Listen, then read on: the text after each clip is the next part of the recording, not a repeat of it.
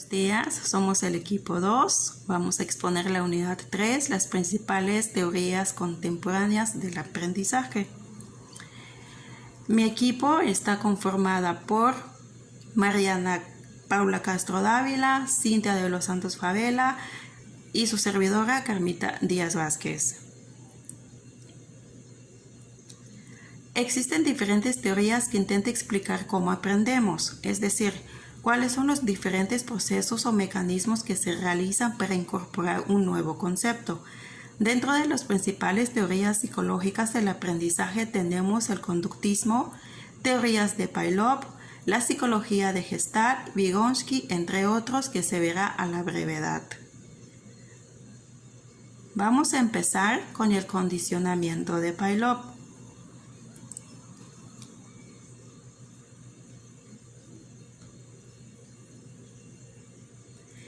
Ivan Pavlov fue un filósofo ruso que fue premiado con el Premio Nobel en Filosofía y Medicina en 1904.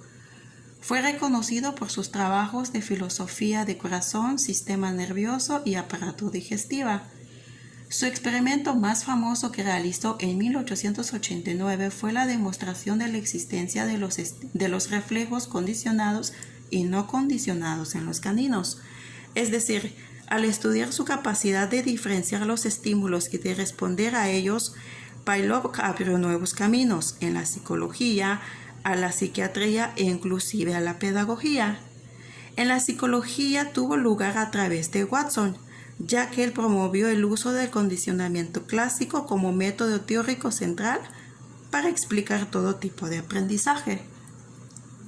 Pavlov descubrió el condicionamiento clásico en la década de 1920. ¿Qué es el condicionamiento clásico? Es el proceso de aprendizaje mediante el cual un organismo establece una asociación, estímulo condicionado y un estímulo incondicionado, siendo el estímulo condicionado capaz de extraer información de una respuesta condicionada. Experimentalmente se obtiene esta forma de condicionamiento exponiendo el organismo en un estímulo condicionado y un estímulo incondicionado en repetidas ocasiones. Esto se basó al experimentar con un perro. Me pasé, chicos, disculpen allí. Ahí está el ejemplo. Antes del condicionamiento, en el momento que Pavlov alimentaba al perro, empezaba a salivar, dando lo que es una respuesta incondicional. Pero en lugar de darle la comida, quería probar si iba a salivar y si nada más con tocar una campana, quería comprar si el perro salivaba, pero que en este caso no fue así. El perro no dio respuesta. Durante el condicionamiento, más la comida, más la campana, que es el estímulo neutral, el perro empezaba a salivar y hacerlo así varias veces, el perro empezó a asociarse con el sonido de la campana. Después del condicionamiento, con solo de sonar la campana, sin la presencia de la comida, el perro empezaba a salivar, porque automáticamente el perro ya sabe que ya le van a dar de comer con solo escuchar el sonido de la campana. Fue el experimento que realizó Pavlov en el condicionamiento clásico. En resumen, del condicionamiento de Pavlov es el proceso por el cual se logra que la respuesta que antes ocurría tras un estímulo determinado ocurra tras otro evento distinto.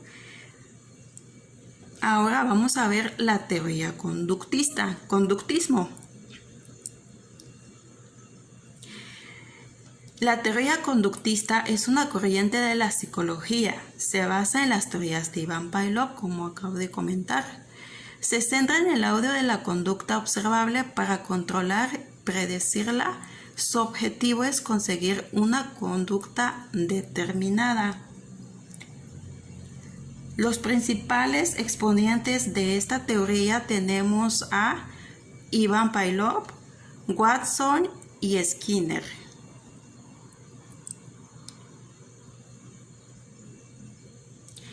El conductismo fue propuesto por el psicólogo estadounidense Watson a inicios del siglo XX.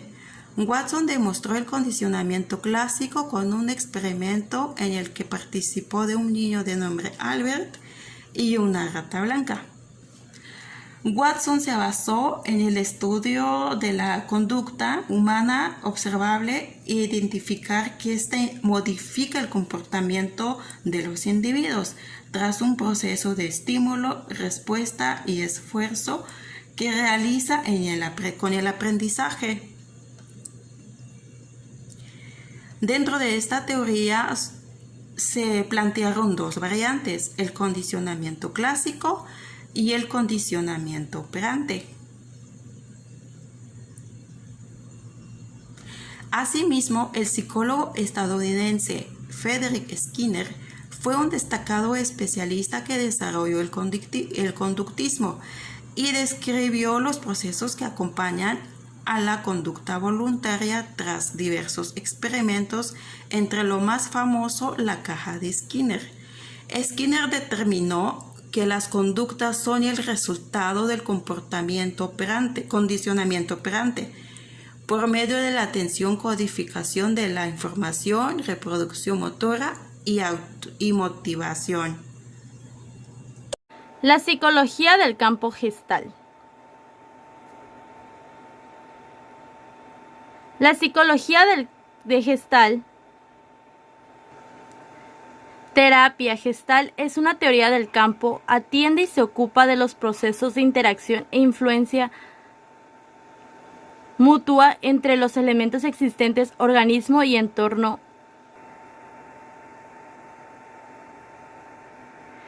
Así podríamos definir campo como la unidad mínima del análisis porque no hay actividad del organismo que no dependa del entorno. ¿Qué estudia la psicología de gestal? Es una corriente de la psicología, un corte teórico experimental que se dedica al estudio de la percepción humana. Es una palabra que proviene del alemán y esta se puede producir como una forma o un entorno. Este es un ciclo de abrir y cerrar, que es un proceso permanente que se produce a lo largo de toda nuestra existencia.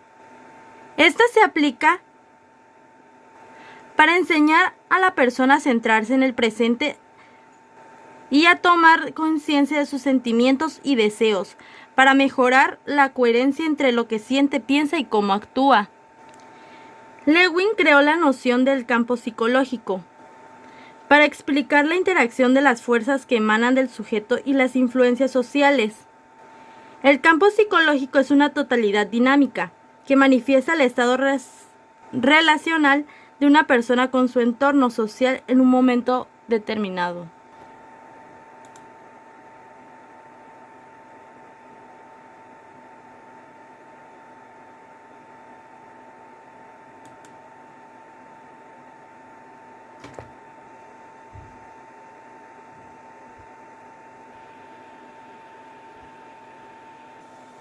La unidad está compuesta de organismos entorno teniendo siempre en cuenta que esto es la frontera contacto en el resultado del organismo y entorno, y no es algo distinto sino que la interacción de ambos, o en la palabra de Peirce y Gottman.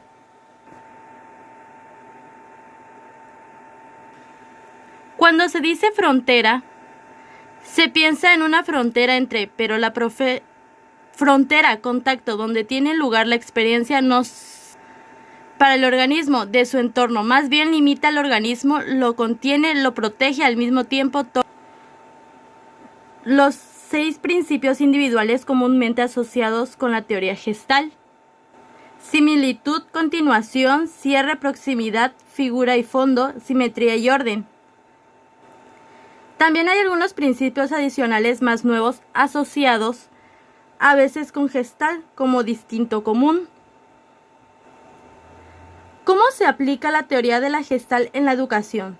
Sugiere la necesidad de plantear las situaciones con una visión global. El docente debe orientar la educación en base a las relaciones que lleven al alumno a resolver situaciones problemáticas la motivación a actuar y resolverlas. Teorías cognitivas asociacionistas. Esta disciplina se centraba en tratar de comprender nuestra conducta, dejando de lado el contenido de la mente. Los procesos de aprendizaje asociativo fueron estudiados por primera vez por la psicología conductista. La teoría asociativa considera que a la hora de vincular o relacionar los diferentes estímulos o fenómenos, seguimos una serie de reglas universales que nos vienen impuestas de forma innata, o sea, de forma natural. Así los conductistas se dieron cuenta de que es posible modificar el comportamiento de un ser vivo asociando ciertas conductas con refuerzos o castigos. Tipos de aprendizaje. Condicionamiento clásico. El individuo relaciona un estímulo que en un principio no le provoca una respuesta con otro que sí lo hace a menudo de manera no intencionada. El condicionamiento operante es cuando el individuo aumenta o disminuye sus probabilidades de llevar a cabo un comportamiento concreto en función de si recibe esfuerzos o castigos cuando lo ejecuta. Las ventajas del aprendizaje asociativo pueden ser que se puede poner en práctica desde edad muy temprana.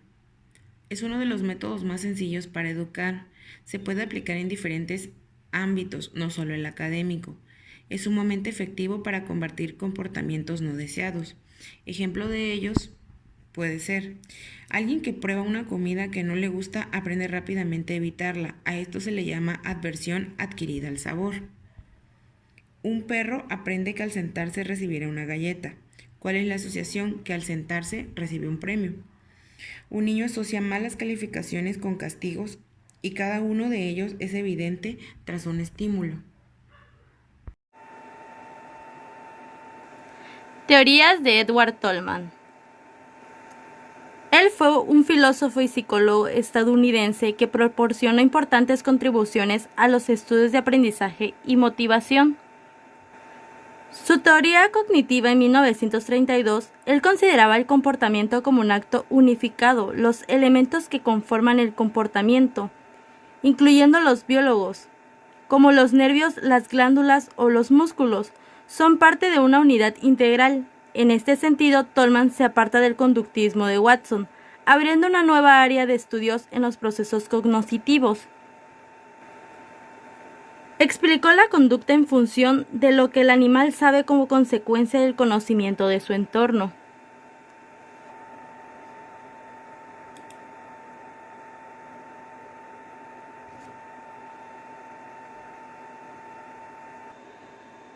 El sistema que desarrolló Tolman también surgió de la desconformidad que sentía con el conductismo por el poco interés que mostraban los aspectos cognitivos de la conducta, ya que los seres humanos no corresponden solamente a estímulos, sino que actúan en base de creencias, expresan actitudes y se esfuerzan por alcanzar metas.